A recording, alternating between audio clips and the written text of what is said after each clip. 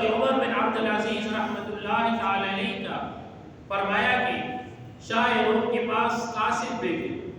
کہ ہمارے قیدیوں کو اپنے قیدیوں کے تبادلے میں رہا کر دو۔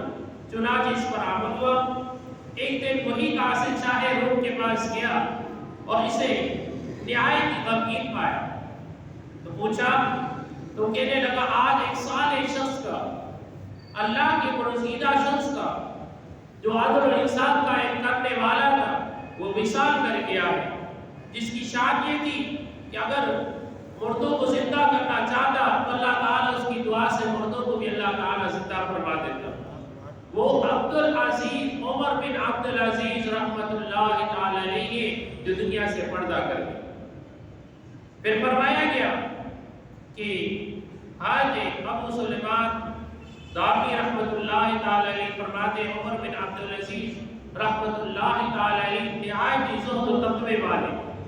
اور ان کے زہد حاجی اویس کرنی رضی اللہ تعالی عنہ سے گویا کہ کم نہ تھا۔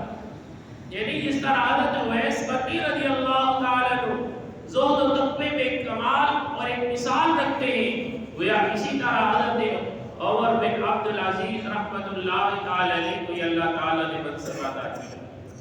پھر فرمایا حضرت عمر بن عبدالعزیز رحمۃ اللہ تعالی علیہ جب خلیفہ مقرر ہوئے تو انہوں نے رعایا کی طرف اپنی پوری توجہ اور اپنی ضروریات کی طرف بالکل خیال نہ کیا کرتے، یہاں تک کہ آپ اپنی نیک بخت زوجہ سے فرمایا میں تو اسے علیحدگی کا اختیار کرنا چاہتا ہوں، ممکن ہے کہ میرے اور تیرے درمیان کوئی بات نہ ہو سکے، تو کہنے لگی کوئی مذائقہ نہیں ہے، میں ہر حال میں آپ کے پاس رہوں گی اور کوئی شکایت کوئی شکوہ نہ لاؤں۔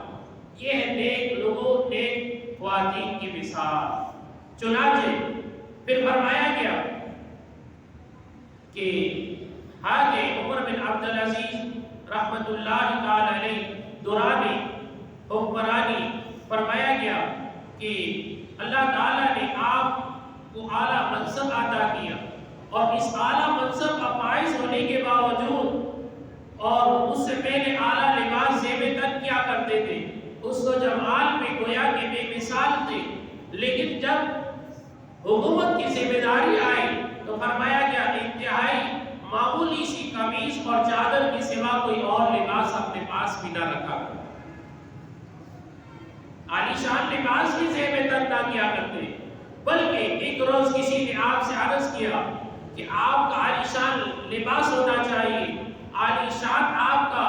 حفاظت کے لیے آپ کی باڈی گارڈ جو آپ کی حفاظت پر مامور ہو، وہ آپ کے ساتھ ایک دنیا کا جو دستور ہے اس کی شایان شان کے مطابق آپ کو گویا زندگی بسر کرنی چاہیے۔ اللہ اکبر، کتنا اعلیٰ آپ نے جواب دیا کہ اللہ تعالیٰ کے حضور یہی عرض کرتا ہوں الہی اگر تیرے سوا کسی کو اپنا محافظ تصور کرتا ہوں اور غیر سے مجھے خطرہ ہے تو مجھے قیامت میں پناہ کی ضرورت نہیں۔